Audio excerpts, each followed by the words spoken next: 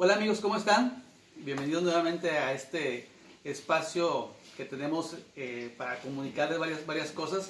Hoy de verdad me siento muy feliz de recibir aquí en este espacio al padre Francisco Moya, mejor conocido como el padre Moya, que gracias a Dios él se da ese tiempo, ese espacio para compartirnos una de sus experiencias y checando allí datos. Este año cumple 30 años de ordenado. Sí.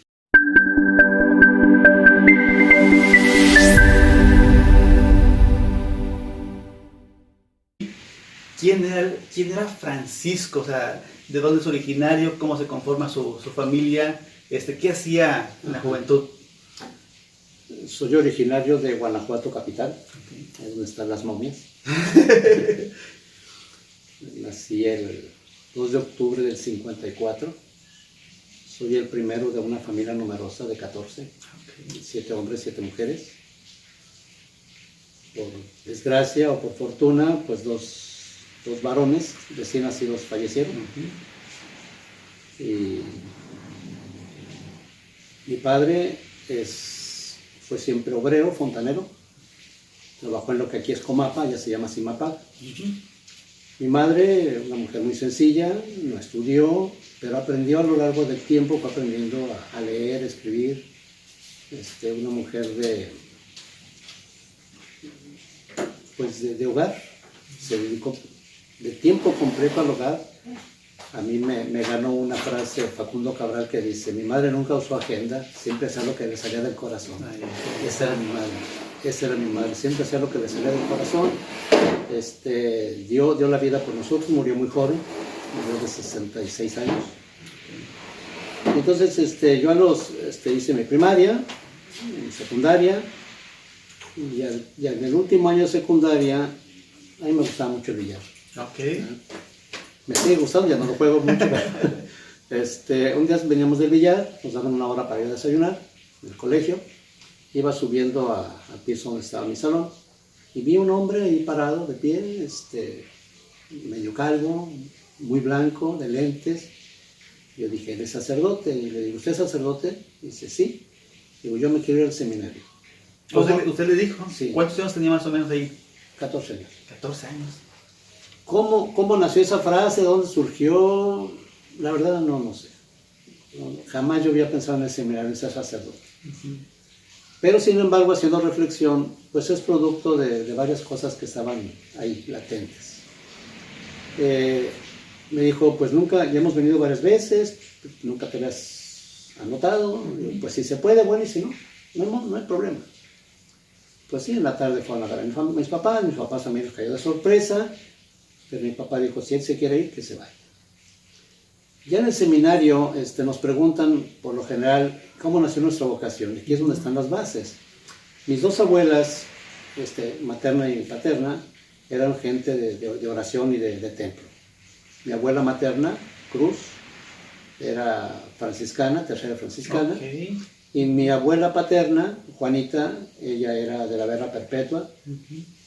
Y sí, muy metida. Mi papá era encargado de un Cristo que no se podía mover si él no estaba presente. Después el sacerdote, desde el momento, dijo: no se mueve, lo dejas fijo, y lo dejó fijo. Ese es un Cristo que tengo entendido que es hermano del Techalma. En Guanajuato se llama el Señor de Villaseca, tiene su santuario. Es un Cristo que se le considera muy milagroso. Entonces, ese era mi papá. Con el tiempo me fui dando cuenta de que mis abuelas, muy metidas en el templo, de hecho no tomaban decisiones si no iban a consultar al sacerdote y todo eso. A mí, lo he dicho muchas veces, yo no podía ver la religión, porque en ese tiempo recordamos que el ayuno eucarístico para el sacerdote era de 24 horas. Todos los domingos había misa en la mañana, pero en la tarde ya no había, porque era muy largo el ayuno. Entonces mi papá me llevaba a misa de 5 de la mañana. Se me levantaba a las 4, a las 5 misa. Saliendo de misa nos íbamos a tener trabajos pendientes que tenía y para adelantar. Así es que el almuerzo pues realmente era como a las 10, 11 de la mañana. Desde las 4 despierto hasta las 11 de la mañana, son 6 horas. y luego seguíamos trabajando y como a las 4 de la tarde o 5, déjala de trabajar, vamos a la casa, a comer, el baño y en la tarde a las 7 el rosario y la procesión con el Santísimo. Okay. Porque éramos del Sagrado Corazón de Jesús, de esa cofradía. Y a las 8 de la noche mi papá me decía, váyase a gozar su domingo. Yo le decía, ¿cuál? ¿Cuál domingo? Pero así fue mi infancia, ¿no? Por eso cuando yo entré al seminario a los 14 años, realmente cumplí 15, acababa de ingresar al seminario. Yo ingresé con unos religiosos, una orden religiosa, mendicante, llamada Siervos de María, que nació en 1233. Acabamos de pasar la fiesta el 17 de febrero, los 7 santos fundadores. Estuve allí en el seminario menor en Xochimilco, 3 años. O sea, de Guanajuato A México. se fue a México. ¿Y ahí qué hizo la Prepa, secundaria? La prepa ya. Prepa, o sea, en La Salle, o sea. Sí, sí, sí. Estuvimos en La Salle, prepa. Al terminar la prepa, hice la petición juntamente con los compañeros, entramos 15 de generación del 70. Pasamos 6 a noviciado. Hicimos la solicitud, se aceptó la solicitud, y el noviciado lo hice en un convento, Siervo de María, en El Paso, Texas. Okay. Estuve ahí en una colonia, un pobladito que se llama Tigua, que es un poquito una zona todavía indígena. Regreso a México y hacemos filosofía, nuevamente en Xochimilco. Hago un propedéutico con vistas a hacer un quinquenio filoteológico con los jesuitas. Sí. Pero que serían los 3 de filosofía y 2 de filosofía y 3 de teología, ¿verdad? Sí, pero era combinado, sí. Era medio raro. Pero bueno, a mí no me tocó. Pero hice el propedéutico de filosofía y el segundo año, como aquello como que no funcionó con los hermanos que iban adelante, entonces nos mandaron a hacer segunda teología a un convento franciscano, ahí en Santa Úrsula Coapa, cerca de Estadio Azteca. Ahí hicimos segundo año. Y luego el tercer año, como nosotros nos sentíamos como que nos faltaba algo de filosofía, nos permitieron, a mi grupo que ya nada más quedábamos 3, nos permitieron que hiciéramos tercero de filosofía en el Conciliar de México. Ok, en el Seminario Conciliar. Seminario Conciliar de México. ¿Que iban ya a la Pontificia? No, la Pontificia no existía. Okay. Entonces ahí hicimos tercero de filosofía. Y luego, en ese momento, la Universidad Marianum de Roma, que la atienden los Siervos de María, entró en crisis porque no había estudiantes. Entonces, se hizo así como México tiene muchos estudiantes, más o menos para que te des una idea, de todo el mundo, estudiantes de teología eran 8. De todo el mundo, México tenía 20. Entonces, manden a los 20 y les pagamos la mitad de beca. Pero los padres, los frailes, siempre, los religiosos son así como más lentos, más reflexivos, ven los pros, los contras, el futuro, el presente, el pasado les ilumina. Se pensaron y se repensaron mucho las cosas y nada más mandaron la mitad. A mí no me tocó, ¿verdad? Entonces, en ese momento, a mí me mandan a mi casa un año. Mi papá, pues como todo papá quiere lo mejor para uno, él quiso conseguir un trabajo de oficina, de estar pues bien arreglado, hacer presencia, pero se ofreció un trabajo en la mina. Okay. Y entonces me fui a la mina a mantenimiento, pasaba la camioneta de trabajo, pasaba a las 6:30 de la mañana, entrábamos a trabajar a las 7, salíamos a las 3, llegaba yo a las 4 más o menos, entre 4 y 5 de la tarde, y me acostumbré a hacer una comida al día. Sí. Fuerte. Sí. En la mañana sí, pues era un lunch, una torta, un café, un refresco, ¿verdad? Pero a mediodía sí, entonces era ya la comida fuerte, y en la noche pues algo muy ligero, un vaso de leche, un pan, un cereal, muy sencillo. Así estuve un año, y regresé, y me mandan nuevamente al Paso, Texas, a hacer teología. Y coincide que cuando yo regreso a hacer teología, primero de teología, es cuando llega y es elevado al pontificado Juan Pablo II. Okay. Así es que me tocó ese trance de Juan Pablo I, Juan Pablo II. Y un detalle muy curioso, digo, muy motivante para uno, mi maestro de formación, el padre Clemente Francescon, italiano, lo entrevistan y se va y dice, hermanitos, les voy a decir por qué me vinieron a entrevistar. ¿Por qué, señor? ¿Por qué, fray? Y dice, porque fui compañero de banca de Juan Pablo I. Ah. Y pues uno se queda así, que no sabe ni qué decir de la alegría de la emoción, ¿no? Tener un sacerdote. Y creo que hemos escuchado de varias generaciones sacerdotes. Yo no he escuchado de varias generaciones que dicen, ya todos mis compañeros son obispos, menos yo. Pero no es tan importante como el servir, ¿verdad? Donde quiere que uno esté, en el campo donde el Señor nos haya puesto. Entonces hice 2 años de teología ahí, en El Paso, Texas, con los padres franciscanos. Estaba la provincia de Michoacán, la provincia de México y los Siervos de María. Y a los 2 años me salí. Me salí, estuve 3 años fuera del seminario. Ya ahora sí con visión de dejar todo por la paz, definitivamente, en tratar de buscar por acá algo. Intenté estudiar, pues en ese tiempo, computación que iniciaba. No me atrajo mucho. Intenté meterme a contabilidad, la facultad de contabilidad. Tampoco me agradó mucho, así como que no me sentía a gusto. Seguí trabajando, como si fuera obrero de mi papá, como fontanero. Y un día me invitaron a una Semana Santa, que si no quieres ir a Semana Santa te invita una amiga de Guadalajara, una amiga mía, amiga de familia. Y digo, pues voy a pensarlo.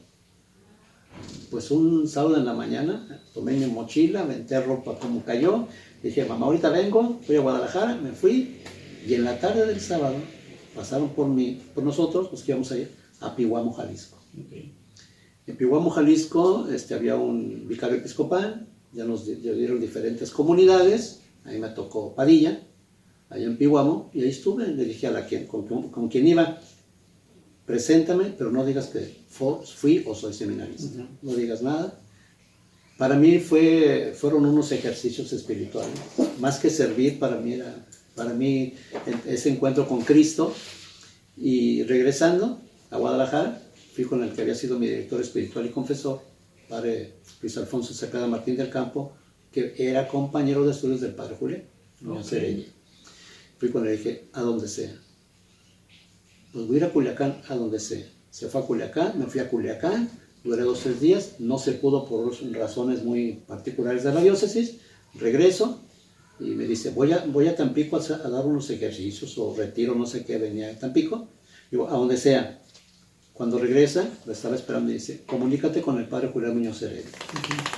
Dios mueve las cosas. Ya a la vista del tiempo, Dios mueve las cosas y se queda uno sorprendido.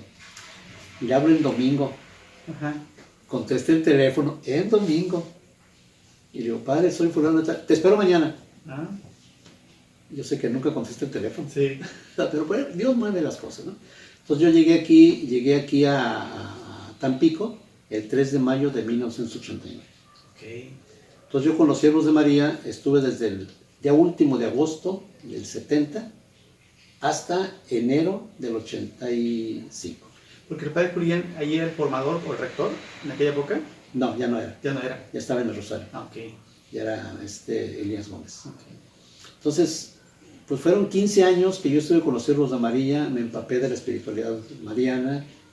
No, a lo mejor no expreso mucho con palabras mi mariología, pero aprendí a servir como María, con un servicio callado, sin buscar pompas, truenos, chispas, no de eso, ¿no?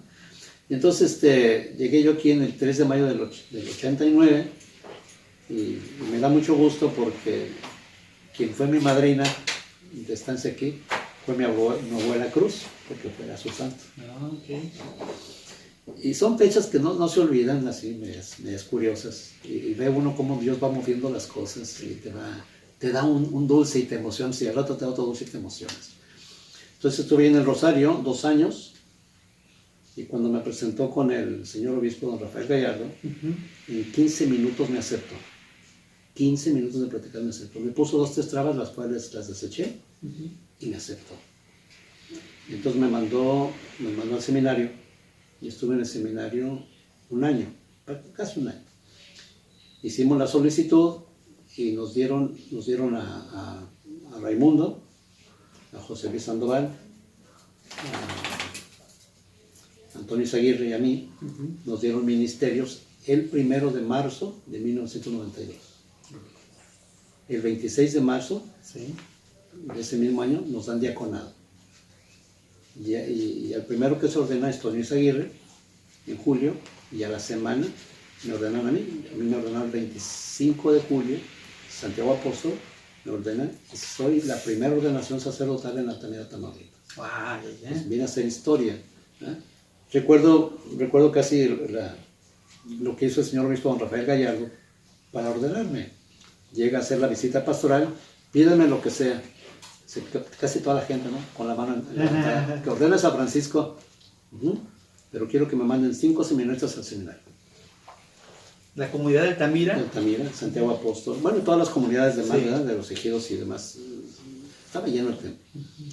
Entonces, me ordenan ahí, y recuerdo la de la humildad del señor obispo que hacía alusión a que era la fiesta de Santiago Apóstol, 25 de julio, era mi ordenación sacerdotal, y iniciaban las Olimpiadas de Barcelona 92.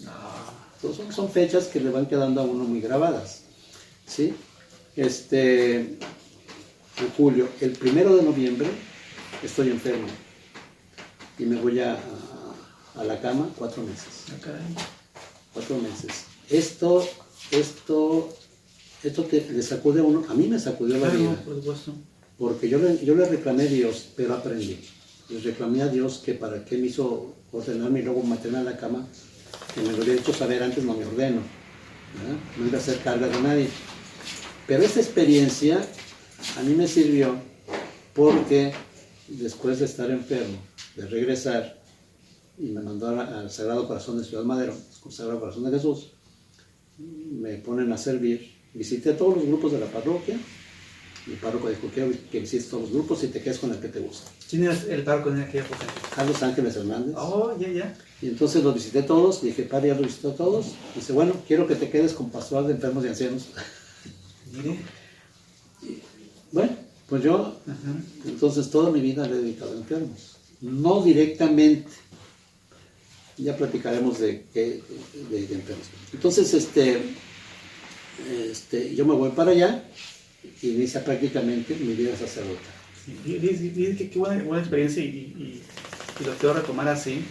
A veces tenemos como ciertas complicaciones de comunicarnos con Dios, pero esa parte que dice, recién ordenado, me enfermo, le reclamo a Dios. Ese es el diálogo. Pues realmente yo creo que lo que Dios quiere, ¿no? Que le hablemos directamente y podamos, en un ámbito de fe, poder encontrar esas respuestas. Sí, todos tenemos sueños, inquietudes. Cuando estamos en seminario, casi siempre nos da por los jóvenes, por la Biblia, por la catequesis. Y yo también buscaba en qué servir. Entonces yo quise empezar una escuelita de Biblia, como que iba a ser el pionero. Sí. Ya tenía un grupo de 40 alumnos en Altamira, Tamaulipas. Y cuando iba a iniciar, ese domingo que iba a iniciar domingo, en esa semana me voy a mi casa. Se terminó el proyecto. Y es cuando yo le reclamo a Dios, ¿por qué? ¿Por qué no me dejas servirte en lo que yo quiero? Y yo veo mi enfermedad, así como en caricaturas, le explico, que yo me enfermé y yo le decía a Dios, le decía, ¿por qué? Y Dios lo miraba siempre de espaldas. Le decía, voltea, mírame, no me dejes hablando. Y cuando volteó, no me habló, se sonrió. Más coraje me dio. Dime algo. Y cuando se dignó hablarme, me pasó lo mismo que a San Pablo, me tumbó del caballo. Me dijo, ay Francisco, ¿no que tenías fe? ¿No que habías puesto tu vida en mis manos? No se nota. No, me deshizo. Ahí ya fue cuando le dije, si quieres que te sirva en la cama, en silla de ruedas, con muleta, con andadera, con bastón o sano, tú sabes, en tus manos me pongo. Ese día me alivié. Recibí un teléfono del señor Gallardo Y me dice, te espero aquí el martes, lunes o martes ya te espero aquí, como estés. Porque había un poquito el run de que yo nada más vine aquí a ordenarme y me fui. Este nomás vino a ordenarse y ya se fue. Porque sí, porque llegó en el 89 y en el 92, 3 años realmente muy, muy rápido, ¿no? Sí. Bueno, entonces,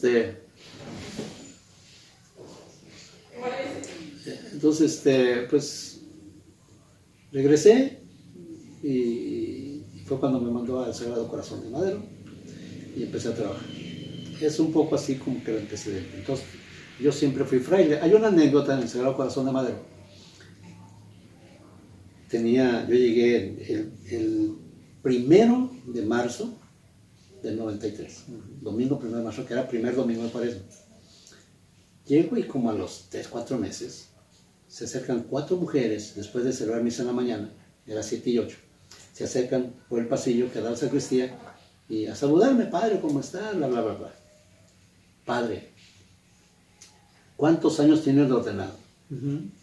Y luego me quedé pensando, digo, tengo 10 meses. Y se volteaban a ver ellas y decían así, no corresponde a cómo se maneja a un padre recién ordenado.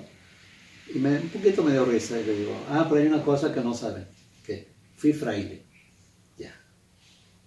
Entonces, si yo entro a 14 años al seminario, en el 70, prácticamente a los 15, y me ordenan en el 92, ya, camino pues fueron 22 años, sí. ¿verdad? 22 años, y entonces yo fui ordenado de 38 años de edad. ¿Sí? Con toda una experiencia humana que quizás en su momento, en su momento yo no la valoraba todavía era mi emoción de joven, así, de sentirme bonito como sacerdote y todo, y gozar de lo que yo hacía, ¿verdad? Entonces, cuando empecé a trabajar con enfermos, uno de los primeros enfermos que yo visité dejó una huella muy honda en mí. Se llamaba Isidro, vivía en la calle Linares. Llego, está tendido en una cama, y su esposa me dice, aquí está, se llama Isidro, y le digo, ¿cómo está don Isidro? Contento, alegre. Volteaba a buscar el bulto porque no veía bien, por el azúcar y por mil cosas, sí. Se le había acabado casi la vista, me busca, me ve el bulto y dice, perdón por la palabra, dice, padre, no me joda. Qué fuerte. Me sentí así, ¿y qué hago? ¿Qué hago? Yo era muy tímido. No me fui de ahí hasta que se quedó contento. No me fui. Dije, eso es un reto. Nos hicimos muy amigos. Cuando llevaban al templo en la silla de ruedas, me le ponía enfrente de don Isidro, ¿cómo está? Cuénteme, ¿qué ha pasado con su vida? Y así, tratar de recordar la voz. ¿Quién es? Hasta allá. Padre Moya. Así es don Isidro. ¿Sí? Son algunos enfermos que a lo largo de la vida han dejado huella en uno. ¿Sí? Vas aprendiendo. Bueno, yo fui aprendiendo que más que un manual de teología, es la vida. A mí casi no me gusta hablar de teología más que en el salón. Sí. Cuando fui al seminario a dar clases al seminario, pues daba clases del manual, ¿verdad? Que me tocó la fortuna que fuera mi maestro de teología moral. Y buenas cátedras, y lo combinaba muy bien con esto, con la parte teórica, con la práctica.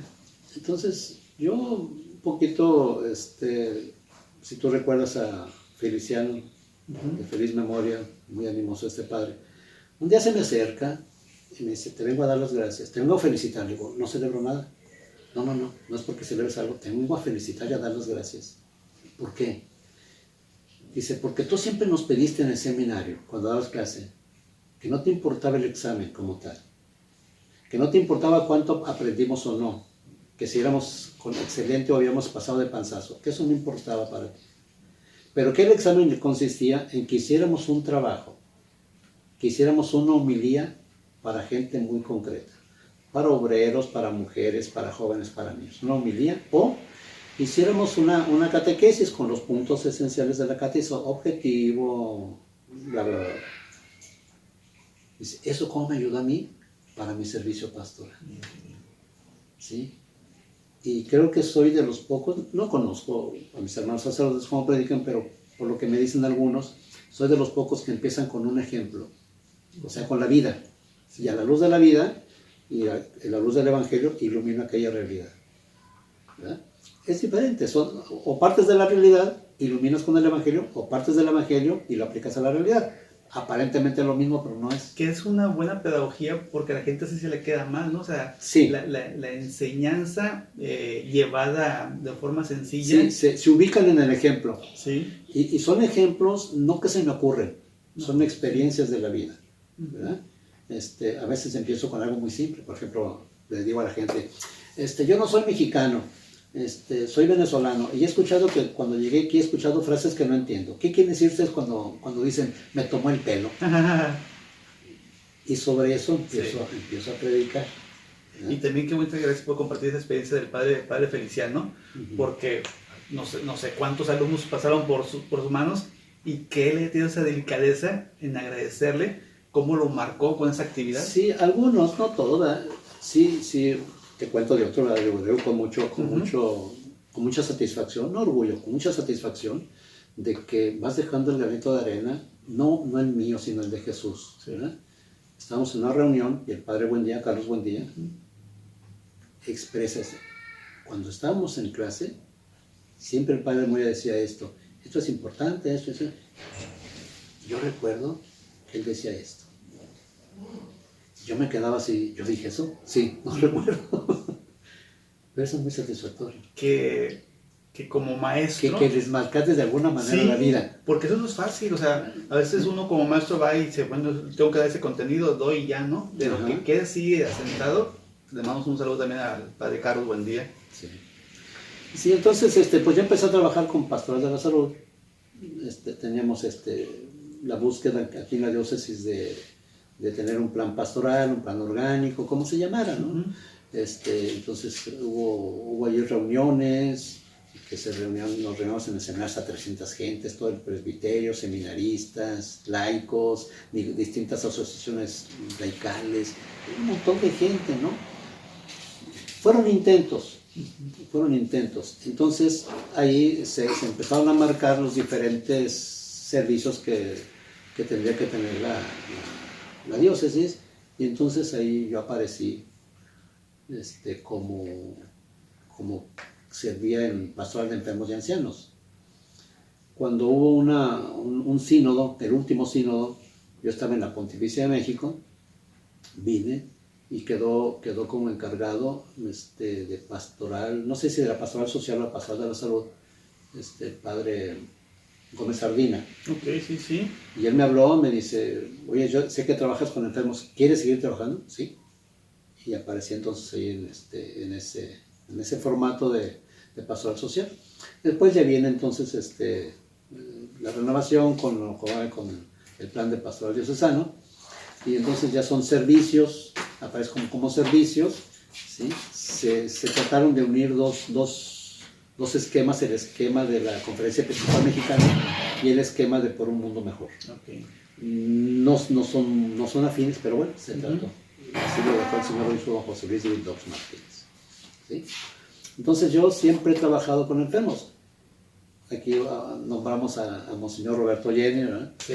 Que siempre que yo llegaba a una reunión y estaba ahí, decía, ahí viene el encargado de todos los enfermos de la diócesis, ¿no? Y yo decía, no. Y hace poco que lo nombraron en la Conferencia Episcopal Mexicana como el coordinador de la Pastoral de la Salud, me dice, me cayó el karma. Tú eres el encargado de todos los enfermos de la República Mexicana, ¿verdad? No, el coordinador de la Pastoral de la Salud, cáncer, enfermos y ancianos, su labor es preparar gente al servicio de los enfermos, ¿sí? El esquema que yo he seguido aquí en Tampico es un esquema que pone el padre Zamudio, que hizo un manual. En ese tiempo el padre Zamudio estaba, me parece que en Tijuana, cual no conozco. Entonces ponía como un círculo, un pastel o una pizza de 8 gajos, y entonces ponía la parte más importante es el enfermo. Si no hay enfermo, todo lo demás no sirve. Enfermo, familia. Y luego el aspecto médico, que eran enfermeras y servicio médico, y luego Cáritas. Y luego, de parte de la iglesia, el catequista del enfermo, el que prepara al encuentro con Jesús, agente de Pastoral de la Salud, el ministro de comunión extraordinaria de la comunión, y unión de enfermos misioneros y el sacerdote. Somos 8 los que trabajamos en conjunto para el enfermo. y cada quien tiene marcado su oficio, su servicio bien delimitado. Pongo el más difícil para entender. La Unión de Enfermos Misioneros, su labor no es tanto visitar enfermos como tal, porque muchas veces dice, yo visito enfermos, pero es una visita social. Sí. No es un seguimiento de evangelización y de preparación al encuentro con Jesús. Entonces, el agente pastoral de la salud lo que hace es preparar al enfermo a un encuentro, tanto en el sacramento de la reconciliación o de la Eucaristía, Jesús sacramentado, en la comunión, o el final, el encuentro final, que tiene que ser el más gozoso, ¿verdad? Porque ya es participar de la presencia de Dios. Entonces, el agente pastoral de la salud. El ministro extraordinario de la comunión, ese lo prepara el de liturgia, no lo preparo yo, lo prepara el de liturgia, porque es el aspecto de culto, ¿sí? Entonces, él va a hacer su celebración, da la comunión y se retira, no hace más. El Unión de Enfermos Misioneros, él tiene como objetivo detectar cuál es el sentimiento que aflora más en aquel enfermo y traducirlo en una oración. Pongo un ejemplo. Uno de los sentimientos más comunes que tiene el enfermo es la soledad y el abandono. A veces esto los acaba más que la propia enfermedad. Entonces, si yo veo a un enfermo que está solo, digo, pues vamos a orar. Pues sería fácil de hacer un Padre Nuestro, una Ave María y un Gloria al Padre y ya, ¿verdad? Y la bendición y vamos. No, él se tiene que sentir aludido, entendido, aceptado, ¿sí? Con empatía, lo jalamos o nos jala hacia ese encuentro. Entonces, si él está solo, vamos a empezar la oración de esta manera. Señor Jesús, tú en tus últimos momentos, cuando ya sentías que llegaba tu hora, fuiste al Getsemaní a orar, te hiciste acompañar de tus discípulos, de tus apóstoles, y a cierto momento te sentiste solo. Seguiste orando, ¿sí? Ciertamente les reclama al final, no pudieron orar una hora conmigo, un ratito, ¿no? Lo dejaron solo. Tú sentiste la soledad, Señor. Nuestro hermano fulano y tal también se siente solo. Su familia lo abandonó, lo dejó solo, no lo atiende, no hay quien le arrime un vaso de agua. Hazte compañero de él. ¿Cómo crees que se siente el enfermo? Muy identificado. Muy identificado. Entonces, cuando nosotros vamos a ver al enfermo, que a veces no son tan fáciles acercarnos al enfermo, porque siempre hay una barrera, hay algo que los hace que se venzan. Es decir, Jesús te invitó a participar de su pasión. Y así como que se quedan, ¿sí? Sí. Y a la familia le decimos una frase de San Agustín. San Agustín decía, es Cristo en mí que atiende al Cristo en el enfermo. Y en ese servicio mutuo se están santificando los dos. Y otra frase que utilizamos de San Camilo Lelis es, el enfermo es la pupila y el corazón de Dios. Oh, qué buena frase. Y lo que tú hagas, se lo estás haciendo al mismo Dios. ¿A través de qué? A aquella persona necesitada. Que un poco le respondía a la Madre Teresa, ¿no? De cuando dice, ¿cómo le hacen para cuidar el rostro de Cristo en el enfermo, ¿no? Sí. Ahorita estoy leyendo un libro, de ratitos, ¿verdad? Sí. Del doctor Jorge Fuentes Aguirre, hermano de Catón. Él tuvo su experiencia humana, su profesionalismo y todo, pero entró en una crisis casi que lo lleva casi a la muerte. Y logró salir. Y se metió a la religión. Y la religión empezó a darle sentido al vacío que él tenía. Entonces, iba a retiros, ejercicios, iba a hora santa, a misa, frecuentó los sacramentos. Se transformó en un agente, en un apóstol, y apóstol de la salud. De tal manera, quienes trabajamos o quienes servimos en esta área, decimos que nuestra catedral es el hospital. ¿Sí? Ahí está el encuentro con Jesús, que nos está esperando. ¿Sí? Y entonces él cuenta una experiencia de que fue a una hora santa y vio que había un señor de campo, gente sencilla, ahí sentado, viendo al sagrario, a la custodia, y pues entraba gente y salía, y era ahí sentado. pues le llamó la atención y fue y le dijo, oiga, ¿qué tanto le dice a Jesús? Dice, yo no le digo nada. Entonces, ¿qué tanto le dice Jesús a usted? Tampoco. Pues no entiendo entonces qué está haciendo aquí. Ah, sencillo, que él me mira, yo lo miro. ¿Suficiente? Así de simple, ¿no? Ajá. Tú eres casado, cuando tú quieres decir algo a tu esposa, pero no quieres que los demás se den cuenta, ¿qué haces? Sí, con la pura La mirada. miras, le envuelves, le acaricias, le dices 1000 palabras con un simple mira a Dios. Qué buena enseñanza, porque yo creo que la mayoría siempre nos cuestionamos, ¿qué digo? Ajá, ¿Cómo voy al Santísimo y qué hago? sí. Contémplalo. Entonces,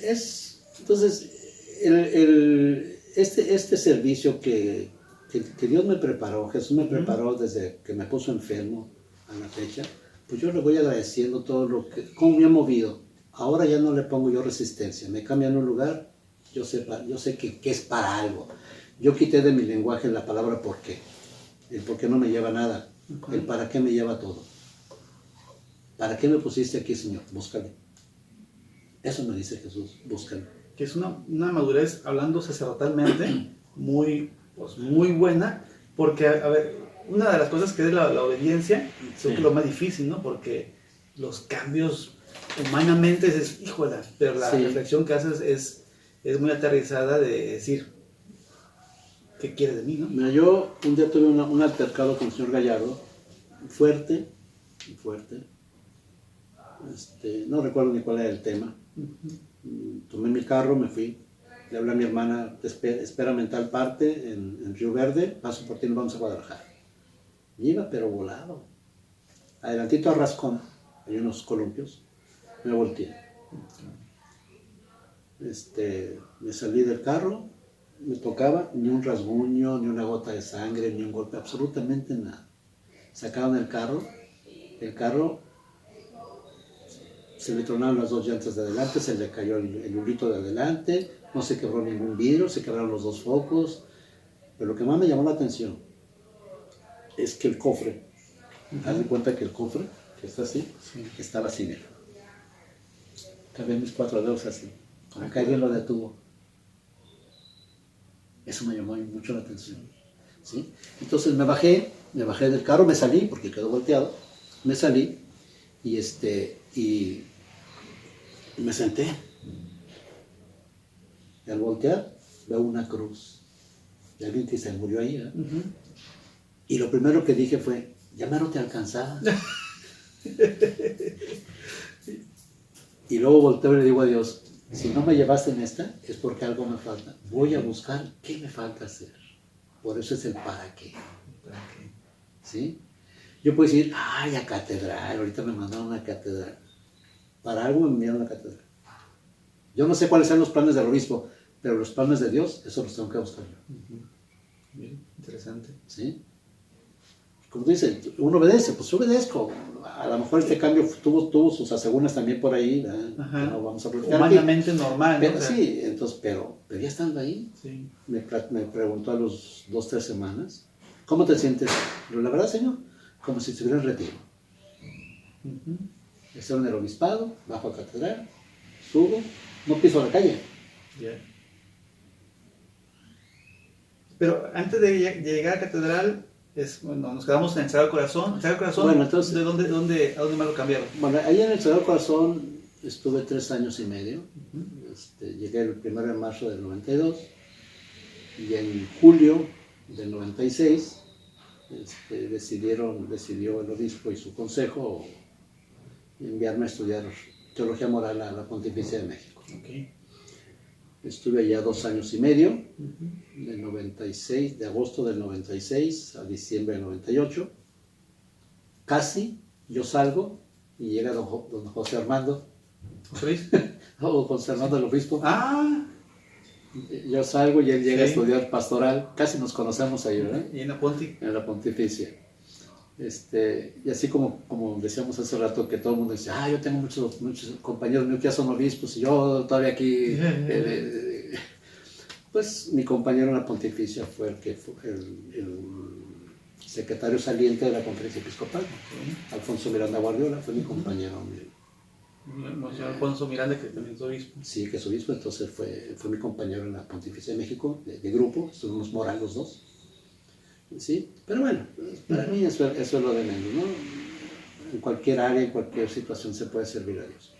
Entonces estuve allá, regreso y me mandan a la petrolera, a Nuestra Señora de Lourdes, un año. Bueno, 11 meses. 11 meses. Duré ahí 11 meses. ¿Como vicario ahí? Sí, como vicario como señor Ventura.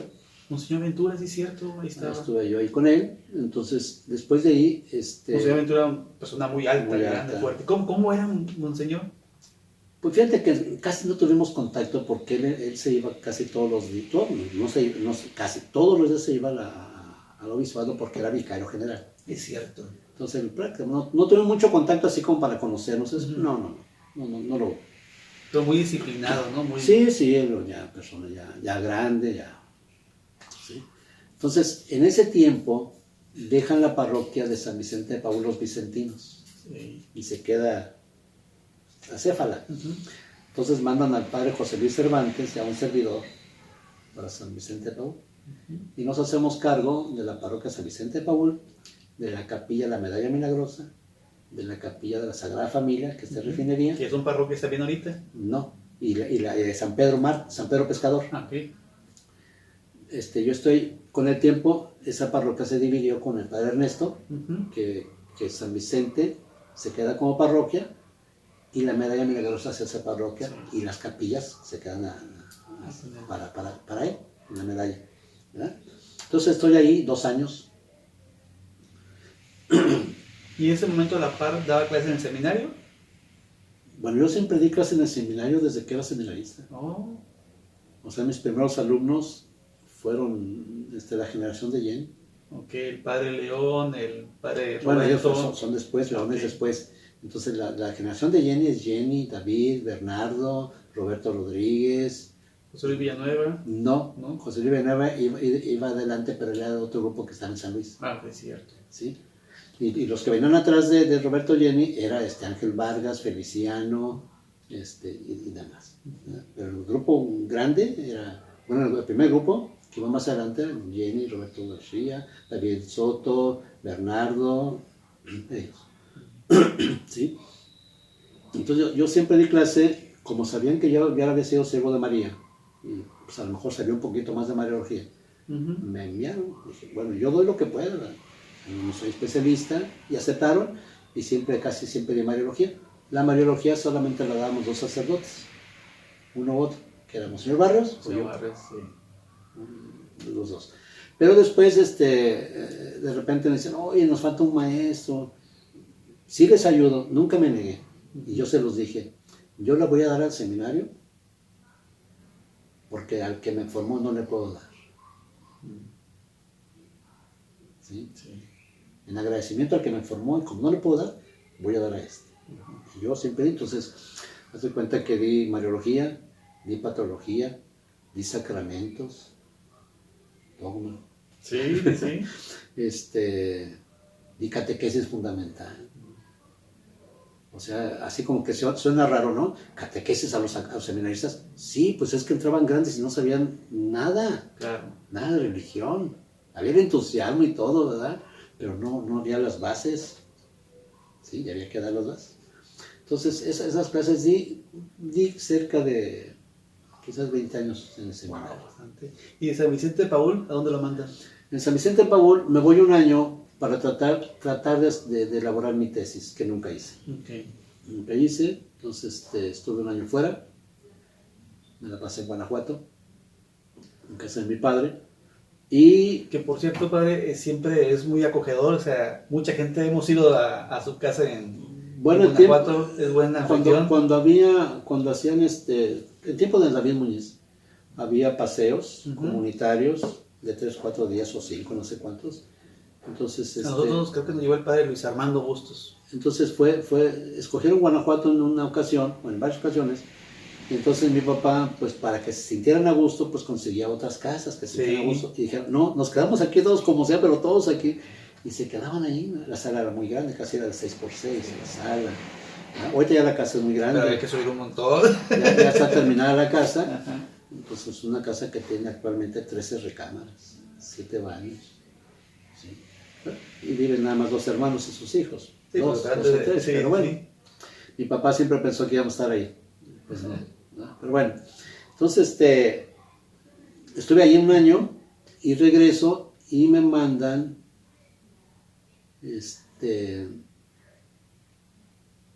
al Sagrado Corazón, ¿Otra vez a Madero? a Madero. Ok. Pero ahí nada más estoy como 3, 4 meses, algo así. Y entonces el señor obispo, don José Luis de Vildox, me llama un día en el seminario, me dice, oye, ¿cuántos años tienes de vicario? Hago cuenta, le digo, Todos. 12, señor, 12. Sí. 12. Ah, ya te vamos a dar una parroquia. No, yo bien contento. Sí, señor. Te vamos a mandar a Estación Colonias. Enorme. Pero deja de eso el rancho, o sea, Sí. no tiene la visión del rancho, ¿no? Recuerdo una película muy antigua con Sidney Poitier. Él es protestante, trabaja para unas monjitas y hay un sacerdote que siempre actuaba de mala gana, molesto, trataba mal a la gente y siempre le reclamaba a Dios y decía, es que yo te pedí una comunidad rica, pero el dinero, ¿verdad? Sí, sí. Y al final entra en crisis y al final viene su conversión, dice, nunca me di cuenta de lo rica que era mi comunidad, una rica de fe, en Para fe lo espiritual. espiritual, que a eso vine, ¿verdad? Entonces el que sale convertido es él y no la gente. Y cuando yo me fui a la Estación Colonias, sí fue una experiencia difícil, bonita, aprendí muchísimo, estoy muy agradecido con la gente de allá. Digo, aquí me mandaron a esta parroquia donde duré 3 años, 5 meses, 3 días. ¿Y se los contó? Sí. Que son comunidades muy grandes, ¿no? No sé Pues cuántas es capillas la, tengan. la cabecera, que es Sí. Estación Colonias, y tiene aparte 13 comunidades. 13 comunidades. ¿Sí? ¿Y Bonita. estaba solo usted? Sí, solo. Bellísimo. Bonita, Ajá. bonita porque yo como citadino tengo otra idea de lo que viene siendo el campo, ¿no? Ya la Es realidad, otra cosa, sí. el campo es otra cosa, la gente es de otra manera. No. Yo me topé con pared cada vez que ante una experiencia que yo no esperaba. Pero bueno, fue una muy buena experiencia. ¿Usted ahí fue el primer párroco o quién sabe? El primer párroco, esa parroquia se dividió, pertenecía a Cuauhtémoc, Sí. con el padre José Luis Sandoval. Y al dividirse, le dan esa parroquia a Alfonso Romero. Ok. Alfonso Romero, y yo vengo a ser el segundo párroco. Son párroco. El tercer párroco fue Pedro Cruz y el cuarto, El padre Álvaro ya. Álvaro Pedro. ¿Sí? Entonces ahí duré, muy bonita experiencia y todo, y luego ya de ahí muere Monseñor Crespo, vengo al funeral, yo siempre trato de llegar temprano, entonces llega el señor obispo, don José Luis, llego atrás de él, era media hora antes de la misa, y me dice, señor, ¿cómo está? Bien, ¿y tú? Bien, señor, muy bien. Oye, ¿te gustaría venirte para acá? Yo tenía medio año que le había pedido cambio. Señor, cuando tenga en vista algún cambio, tómeme en cuenta. Y le di mis razones. Entonces llega ahí y me dice, ¿te quiere venir para acá? Sí, señor. Entonces llega Monseñor Elías y le dice don José Luis a Monseñor Elías, ya estuvo, ¿eh? Me dice, ¿ya platicaron? Sí. Y entonces cuando salimos en procesión para la misa, el padre Carlos Ángeles me dice, ¿ya habló el señor obispo contigo? Y yo en vez de decirle que sí, le digo, ¿a quién le van a quitar? Y me dice, ¿a Pedro? Sí, a Pedro. ¿A Pedro? Pero bueno, son cosas que, te digo, humanamente no entendemos. Hay que verlas con ojos de fe, ¿verdad? Entender el plan de Dios. Dios sabe cómo mover las piezas. Por eso decimos que Dios escribe en renglones torcidos, escribe derecho. Entonces estuve ahí, me acaban de cambiar, estuve ahí, yo llegué el 16 de septiembre del 2007. ¿Ya al Espíritu Santo? Al Espíritu Santo. ¿En el 2007? 2007. Entonces duré 14 años. 14 años. Faltó la quinceañera ahí. 14 años. Y son fechas, o sea, te digo, me recuerdo fechas, el día último de agosto del 70 entré al seminario, el 15 de agosto del 73 entré al noviciado, el 15 de agosto en Asunción. Sí. Y el siguiente año hago votos temporales, que duré 9 años con votos temporales. Llego a Guadalajara, por primera vez a Guadalajara para el seminario. Llego el 16 de septiembre. Okay. ¿Sí? Me llevó una monjita que se apellida Urrea, que es de una familia que hace cosas para el baño, llaves, mezcladoras y todo eso. Los Urrea, de las adoratrices perpetuas. Ella es la que me lleva al seminario. Yo había estado un tiempo, antes cuando después estuve 3 años afuera y regreso, me mandan a Aguascalientes 4 meses o 5 meses, un poquito para reambientarme, ¿no? Entonces, ahorita que me acaban de mandar aquí, el plan, yo le dije al señor obispo, tengo un proyecto que lo tome en cuenta, ¿verdad? Quiero estar de esta manera, así, para trabajar con enfermos. No sé si lo comentó, no lo comentó. Entonces, cuando vienen los cambios, porque ha hecho muchos cambios, me dice, te vas a ir a la casa del sacerdote, de retiro. Y ya me dijo que tenía que hacer y todo, pero al final me dice, quiero que vengas, tengo una nueva propuesta, quiero que te vengas a catedral, y el padre Jorge Orizaga, que está aquí en catedral, se va a ir para aquella casa. A usted me manda, yo me voy. ¿Sí? Y sí, entonces yo llegué acá a catedral el 18 de noviembre del año pasado. Y volvimos a lo mismo. Quien me acompañó iba a ser mi madrina de estancia en catedral y de este cambio es mi mamá, porque ese día cumpliría años. Okay. ¿Sí? Son fechas que, muy uno le dice a Dios, en todo piensas. Oiga, padre, y estoy sorprendido, ¿no?, de todo este caminar en su vida pastoral. Ya nos platicó algunas 2, 3 experiencias. Yo creo que podemos platicar muchas experiencias más, pero ¿cuál sería una o 2 experiencias que nos quiera compartir de donde a usted le haya provocado y decidido, sí vale la pena ser sacerdote? Que lo hayan marcado.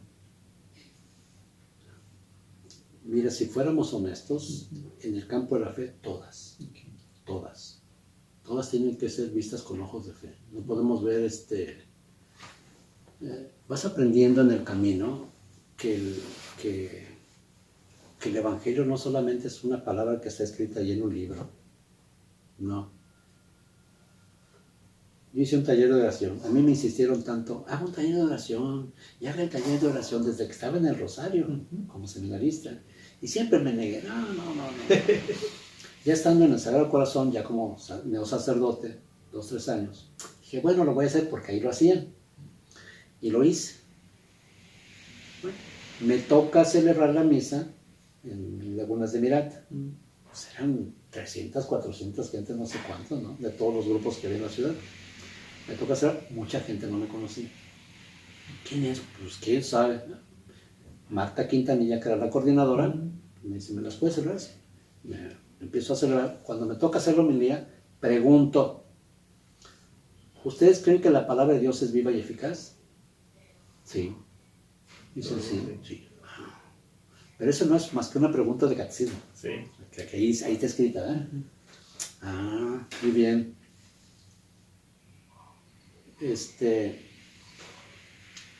¿Quién de ustedes se quiere parecer a San Pedro? Vámonos. ¿Quién de ustedes se quiere parecer a algún profeta? Bueno, alguna mujer, a Judith, a Esther, a María. ¿A quién se quieren parecer? ¿O no tienen esa visión, esa inquietud de servir a Dios de esa manera? O ser escogidos por Dios de esa manera. Así como que no. Sí. Yo dije, no, todo lo que vinieron a hacer aquí es teatro. Qué fuerte. Qué fuerte, ¿no? Y entonces vas aprendiendo. Yo utilizo 4 palabras que me han ayudado mucho en la vida. Tuve un encuentro con un testigo de Jehová. Yo no sabía que era testigo de Jehová. Estábamos en una casa. Nos aceptaron para lo que se llamaban antes círculos bíblicos. Estamos hablando de Biblia, con el Evangelio y bla, bla, bla, bla, bla. Y este hombre era duro y atacando. Yo decía, ¿qué pasó, no? Cuando tuvo que hacer sus necesidades al baño, la anfitriona me dice, es mi hermano y es testigo de Jehová, vive en Estados Unidos. Bueno, cuando regresa le digo, oye, mira, estamos acaparando la plática. ¿Qué te parece si ponemos bases para poder dialogar? Me parece.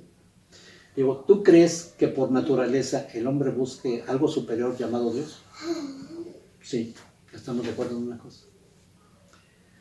¿Donde tú buscaste, encontraste? Sí, ya estamos de acuerdo en dos cosas. ¿Donde tú buscaste y encontraste, eres feliz? Sí. Igual yo, ¿qué nos hace diferentes? Sí. El modo en que nos queremos relacionar con Dios, nada más. Llámale como quieras. ¿Sí? Se levantó y se fue. Entonces yo aprendí que en la vida, en cualquier situación de negocios, socioeconómica, política, religiosa, de cualquiera que sea, incluso matrimonial, hay dos cosas que nos motivan: buscar y encontrar. Okay. El que busca encuentra, tarde o temprano encuentra. Pero esa es la primera parte y es muy corta. La otra es la más difícil, porque hay que vivir, aquello que encontraste hay que vivir con coherencia y consistencia, siempre. No todo es miel en penca. No, sí. No, momentos difíciles. Yo les digo a veces a los jóvenes que se van a casar, incluso a los seminaristas que se van a ordenar, si te va mal, dile a Dios, tú me metiste aquí, ayúdame. Claro. Solo no puedo. Porque si pudiera solo, ¿para qué te necesito? Pero tú me metiste, tú me invitaste, y yo acepté tu invitación, pero contigo. Bien. ¿Sí? Y yo creo que eso, para mí mi primera experiencia así difícil pues, fue mi enfermedad. Sí. ¿Sí? Y otra experiencia difícil fue mi accidente. ¿Sí? Entonces, fíjate que yo no sé, aquí te lo digo ahorita, honestamente nunca lo había expresado hasta ahorita. A mí no me marcó tanto la muerte de mi madre ni de mi padre. No me marcaron así que digan, ay, siento la ausencia de mi mamá, la ausencia de mi papá.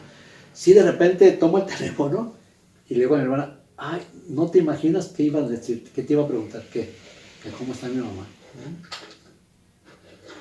Porque yo no los ubico muertos. Sí. Nunca los he ubicado muertos. Por eso no dejaron huella de muerte, dejaron huella de vida. ¿Sí? Entonces, no me entristece pensar en la fecha de que se murió, que murió el 23 de mayo, mi papá murió el 23 de julio. No.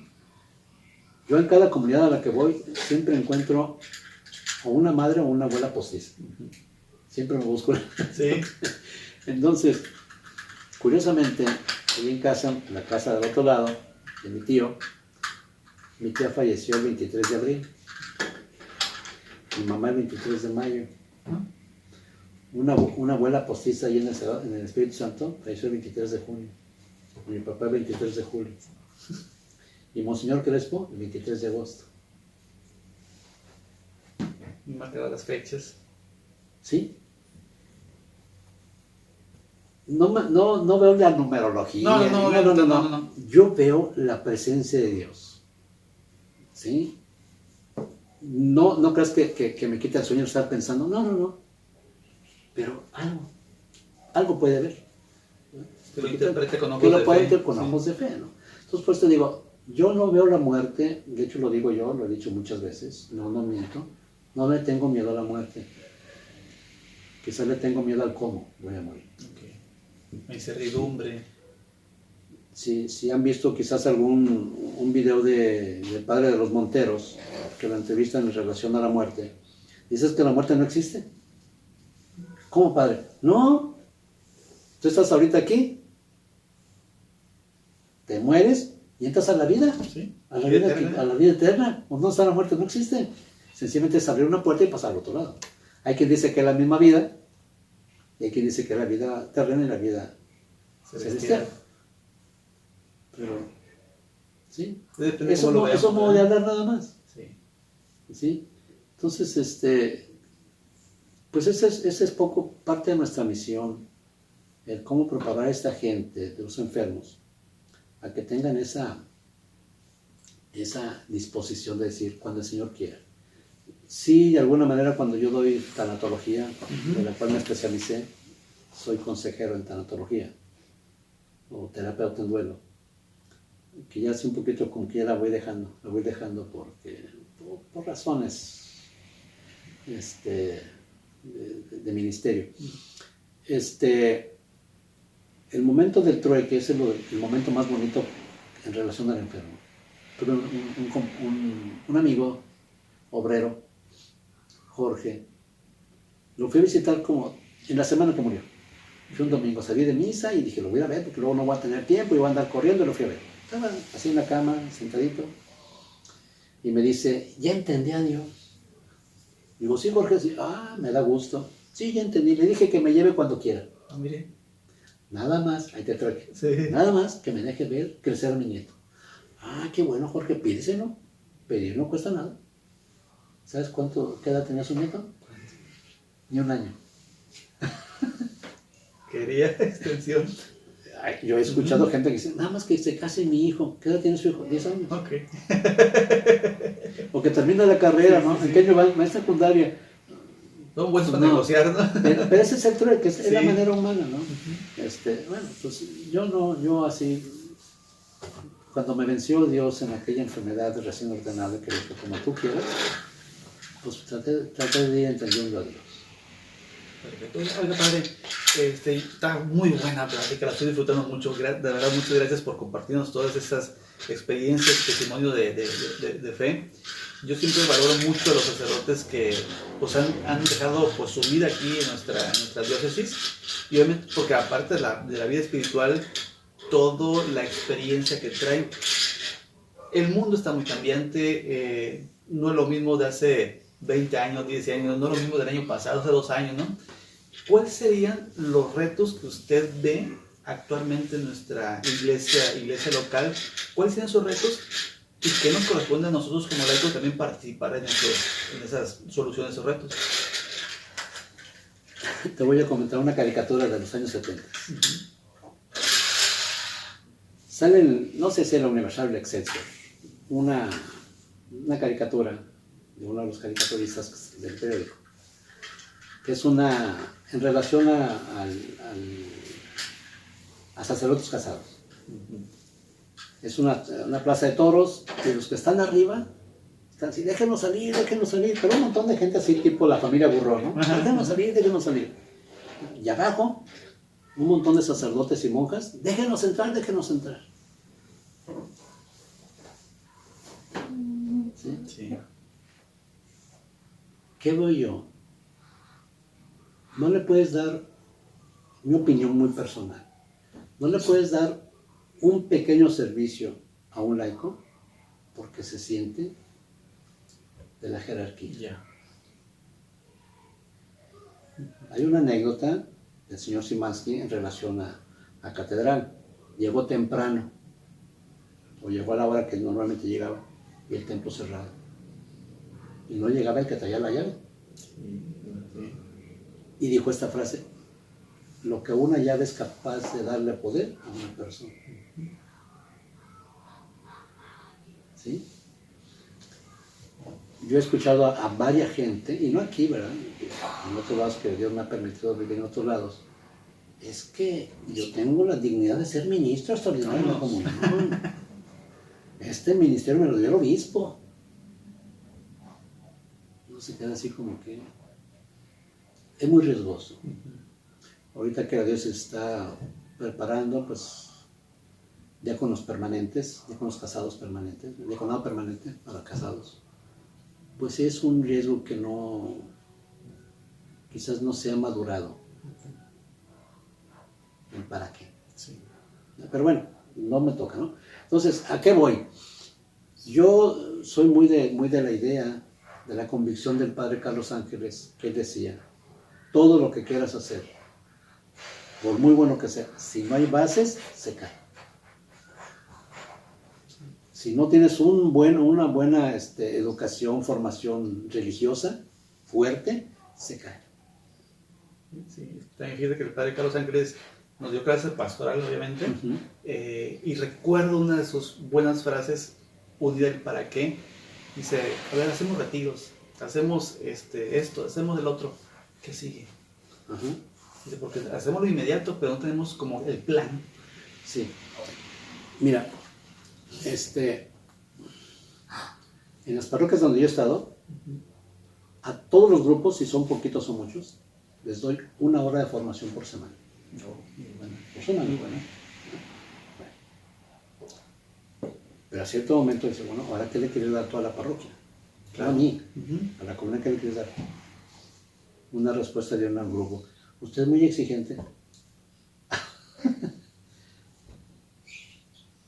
Entonces, yo creo que los retos están en asumir, primero, que somos iglesia. ¿Sí? Y aquí el que nos va a dar la pauta es San Pedro. Recordamos que en los Hechos de los Apóstoles llegan unas mujeres con cierto temor, ¿verdad? Porque son de origen griego, y se acercan a los apóstoles y les dicen, oigan, pues somos convertidas pero de origen griego y no nos atienden como atienden a los demás. Nos desatienden. Se hace la reunión y dice San Pedro, dice, no está bien que dejemos el servicio de la palabra por servir las mesas. Vamos eligiendo a algunos que se dediquen a servir las mesas y no nos quiten el ministerio de la palabra o la empobrezcamos. Uh-huh. Y por eso vienen los diáconos. Sí. ¿Sí? Y entonces empiezan los distintos ministerios. ¿Sí? Por eso San Pablo en Corintios, ¿verdad? Ya empieza a hablar de los diferentes modos en los que se expresa el Espíritu Santo a través de las personas. El que canta, el que lee, el que predica, el don de lenguas, el don de interpretación, muchísimos ministerios que fueron los que dieron forma y cohesión a una comunidad que dice, que concluye el libro, tenían un solo corazón y una sola alma. ¿Sí? Entonces yo siempre soy en mi predicación, por ejemplo, decir, ustedes no decidieron casarse, tú no decidiste ser sacerdote, aceptaste una invitación, es muy distinto, muy distinto. ¿Sí? Yo no decidí, no, respondiste a un llamado, ¿sí? Entonces, pues, sé coherente. Sí. Muy Sí. bien, padre. Qué buena reflexión. ¿Verdad? Entonces, yo, pues cuando tuve la oportunidad de estar en el seminario y compartir con los muchachos, sobre todo, pues ya daba 3º o 4º de teología, le decía a los, ¿cómo se llama? A los muchachos, si a mí me tocara ser el que diera el visto bueno para que te ordenaras, yo no te iba a preguntar cuánto sacaste en teología. Sí, ¿Cuál es su promedio? El promedio, o porque si exentaste todas. ¿Saliste a jugar? No. Yo te voy a hacer una simple pregunta. Dime una experiencia de Dios. Buenísima. Porque si no tienes una experiencia de Dios, todo lo que vayas a dar tú ¿Qué va a dar? es papel, Sí. es libro. Mejor sacarle una copia, ¿no? Dáselas. A lo mejor me entiendes mejor de todo. Qué buena pregunta. ¿Sí? Así. Qué excelente cierre, padre. De verdad, mil gracias.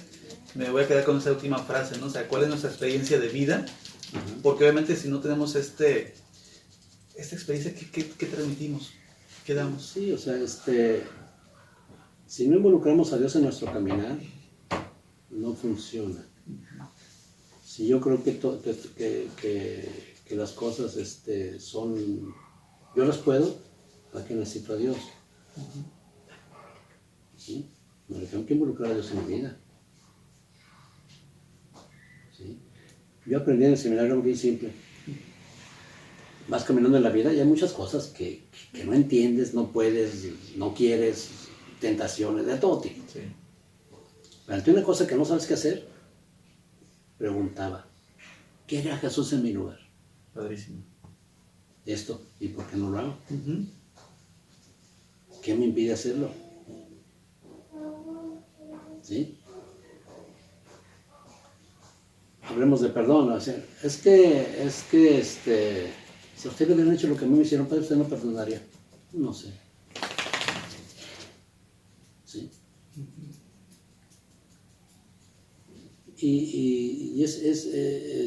Yo creo que todos hemos tenido momentos muy difíciles, que te hierve la sangre, ¿verdad? Te tranquilizas y no pasó nada.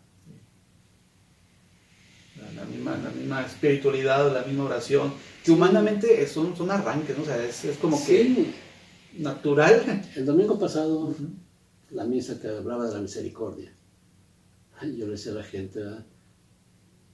Ponía este ejemplo, digo, miren, a mí me llamó mucho la atención que el Papa San Juan Pablo II ahora fue a Auschwitz, campo de concentración, y entró a hacer oración, y al salir, lo primero que hace un reportero, se le acerca, su santidad, perdona a los alemanes, y con toda tranquilidad dice, como polaco no, como cristiano sí. Y tú te quedas, no entendí. Lo vas a entender bien simple. Imaginemos que ahorita salen bien contentos de misa, pero bien contentos. Digo, imaginemos, porque a lo mejor no salen, ¿eh? Y al salir a la puerta, pasa un carro y casi te lleva. Cuando volteas le dices, Dios te perdone, ¿verdad que no? No, dice lo que siente el cuerpo. Ajá. Y sale y expresa lo que siente el cuerpo. Después medio lo entiendes y dices, bueno, Ay, no, Dios te perdone. sí.